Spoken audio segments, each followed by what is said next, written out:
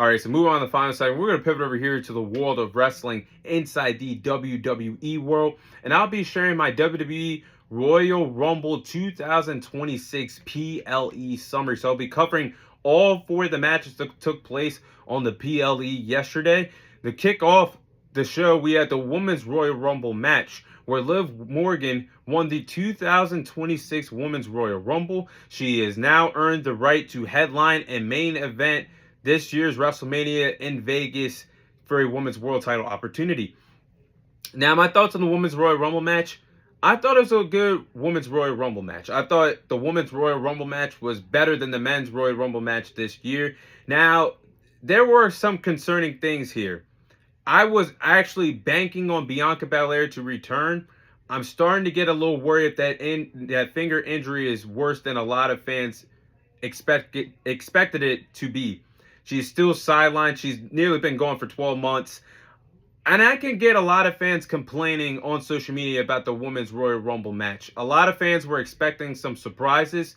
The only surprise we really got in this match was Brie Bella returning to the company. We all know that Bryan Danielson, whatever you want to call him, wrestles in AEW. So that was a surprise that Brie Bella is back with the WWE.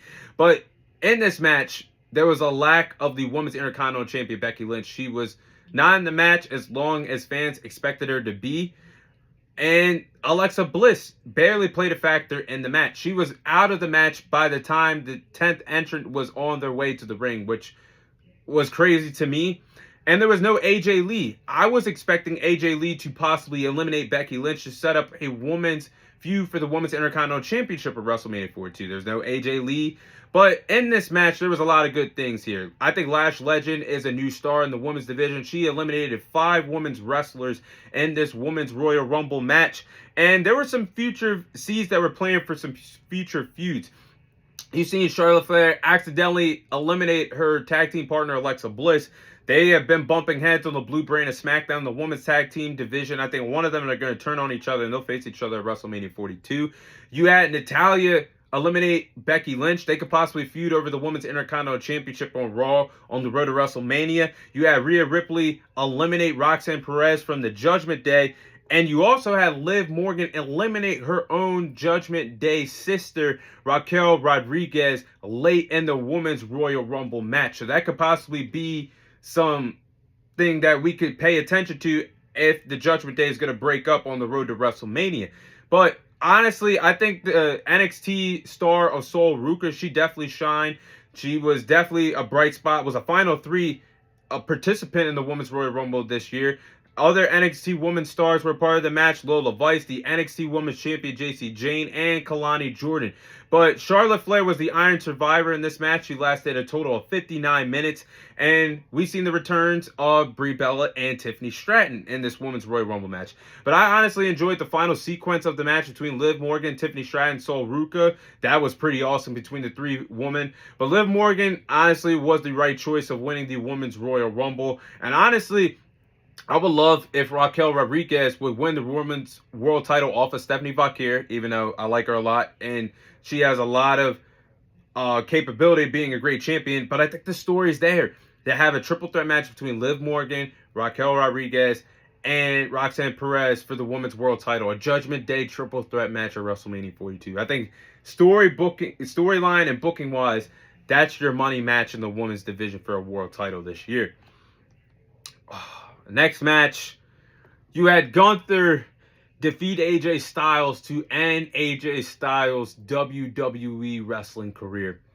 Now, honestly, this was a good match between Gunther and AJ Styles. I enjoyed the match. There was great storytelling as the match went on, but in the beginning sequences of the match, Gunther just beat the hell out of AJ Styles, pillar to post, in the ring, outside the ring.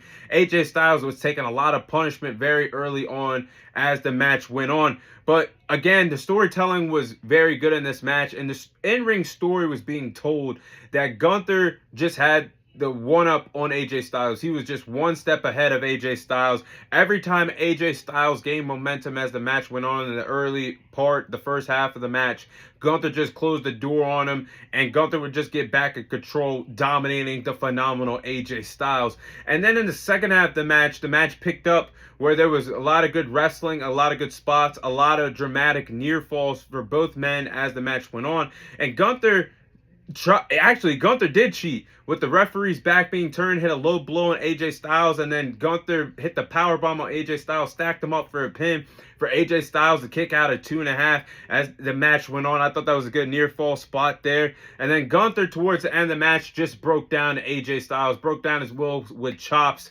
and he put him to sleep with the sleeper hold. AJ Styles tried several times to get out of the hold, but the story here with Gunther putting the sleeper hold on AJ Styles didn't tap out like John Cena. He went to sleep in violent effort, trying to stay afloat and keep his wrestling career alive in the WWE.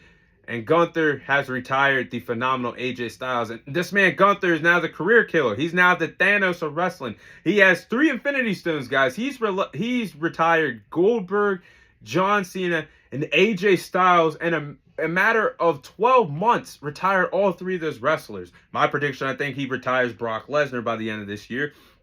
But now, I think AJ Styles, it's fitting that his WWE career has ended 10 years to his debut, where he debuted at the Royal Rumble 2016, retired in 2026 at the Royal Rumble. I think AJ Styles is going to continue wrestling, guys. I think he's leaving the company. I think he's either going to retire in TNA, where it all started for him. He used to be TNA, the face of TNA. Or I think he goes to AEW, finish his career with his indie buddies, Kenny Omega, the Young Bucks. There's a lot of good matches that AJ Styles can honestly have over in AEW with Swerve Strickland, Will Ospreay, Hangman Adam Page, Kenny Omega. There's so much for AJ Styles to do over there in AEW compared to WWE. I hate to say it. So I think the phenomenal one is his career is done in WWE, but it's going to continue over in a wrestling company, whether it's TNA, AEW, or possibly New Japan Pro Wrestling. We'll see. But I think AJ Styles still has more to do in his wrestling career. Next match, you had Drew McIntyre defeat Sami Zayn to successfully retain his WWE Championship. Now, honestly, this was a good match between Drew McIntyre and Sami Zayn. Sami Zayn was selling the lower back injury as the match went on in the early part of the match, where Sami Zayn hit that high-risk move, the over-the-top rope move on Drew McIntyre on the outside of the ring, and then he was selling a lower back injury. And Drew McIntyre just targeted the back the longer the match went on, including the powerbomb spot where Drew McIntyre put Sami Zayn through the announce table later on in the match. But there were some good spots here, and I like the spot where Drew McIntyre hit 3 Future Shock DDTs on Sami Zayn for Sami Zayn only to get barely get his shoulder up for the 3 count to kick out at 2.5. But I also like the spot where Sami Zayn tried to hit the haluva kick and he failed, and then Drew McIntyre hit the Claymore, only for Sami Zayn, a valiant effort to get his left foot on the bottom rope for the match to continue, with Drew McIntyre getting frustrated. But in the end, Drew McIntyre hit back-to-back Claymores to retain the WWE Championship. I like Drew retaining. I think there's more layers to the story for his WWE Championship run. And meanwhile, for Sami Zayn, I was thinking, like, he's going to be a world champion before it's over. He could possibly win the King of the Ring tournament this summer and then possibly challenge to become world champion at SummerSlam. Or I think next year he's going to win the Royal Rumble and then win a world title at WrestleMania 43, where WrestleMania 43 will take place in Saudi Arabia, the first WrestleMania outside of North America. I think that's a timeline where Sami Zayn will be a world champion. Right now, the story continues for him chasing his first world title in the company. And in the main event, you had Roman Reigns win the 2026 Men's Royal Rumble. Now, honestly, I did like the Men's Royal Rumble. Again, to my point, I think the Women's Royal Rumble was much better this year, but I think the Men's Royal Rumble was pretty solid. It was a crazy start where Braun Breaker starting the match at number 2, the number 2 entrant with Oba Femi, who started at number 1. He was ambushed and attacked by a guy in the black hoodie, and curve stomped and then tossed into the ring where Obafemi eliminated Braun Breaker, and Braun Breaker only lasted 10 seconds in the 2026 Men's Royal Rumble match. But I like the showcasing that the WWE did here with their new young talented stars. I mean, Obafemi eliminated 5 wrestlers in the match. Javon Evans, at 21 years old, just moved up to the main roster. Lasted 40 minutes in the Men's Royal Rumble. He was the men's Iron Survivor in the Royal Rumble match this year. But in the match, you've seen several returns. You had the return of the original El Grande Americano, a.k.a. Chad Gable. But they played it off. You had the debut of Powerhouse Hobbs. He's made the jump from AEW. His contract has expired with AEW. He's now signed with the WWE. You had the return of LA Knight, the return of Brock Lesnar, and of course the return of the Royal Rumble winner Roman Reigns. But as the match went on, you had the ongoing rivalry of Cody Rhodes and Jacob Fatu spilling out in the Royal Rumble. Drew McIntyre basically eliminating Cody Rhodes is pointing to the signal that we're going to get a triple threat match at WrestleMania 42 between Drew McIntyre, Cody Rhodes, and Jacob Fatu somehow, some way for the WWE Championship. Roman Reigns winning was the only solid choice this year, guys. I don't think it was appropriate for Braun Breaker to win the Royal Rumble here, only because the storyline between the Vision and CM Punk is clearly dragged out for the World Heavyweight Championship. We already got that match to kick off Raw on Netflix in January. I don't think there's a point to rerun that feud back at WrestleMania right now for the world title. The only other argument you could have had for a men's Royal Rumble winner this year was LA Knight. Other than that, Roman Reigns was clearly the solid pick. And I'm looking at the possibilities of Roman Reigns' path to WrestleMania. After he just shitted on the WWE's creative team, he gets rewarded winning the Men's Royal Rumble. And now he will most likely face CM Punk for the World Heavyweight Championship WrestleMania 42. I honestly like that match. And Roman Reigns just needs to come to work to build up the event. I mean, you're a part-timer now. Yeah, we get it. But there's responsibilities to this game, remember? Remember when you were working on a weekly basis when you were a world champion for nearly 4 years? It's levels to this game, Roman. So he's got to come back to work, build up the event. And I hate the fact that Triple H has already said he's not going to be around for weeks and could possibly take all the way up to Elimination Chamber to pick his opponent for WrestleMania. I think Roman needs to be there to build up this match with CM Punk for the world title. I think that's the direction the WWE is going to go in after CM Punk takes care of business when Finn Balor wipes his hands clean and faces Roman Reigns for the World Heavyweight Championship at WrestleMania. Now, something I want to address, I can honestly start to understand the fans' frustration with Triple H and WWE booking, because every time Triple H gets in front of a camera, has a microphone in his hands, it's a big event, he always says it's the dawn of a new era. Where? It's the same things, Triple H. The booking, I think, needs to be stronger for the WWE. It's 2026, and there's a lot of momentum riding on there was a lot of momentum once upon a time that the WWE was riding heading into 2025, and it all evaporated.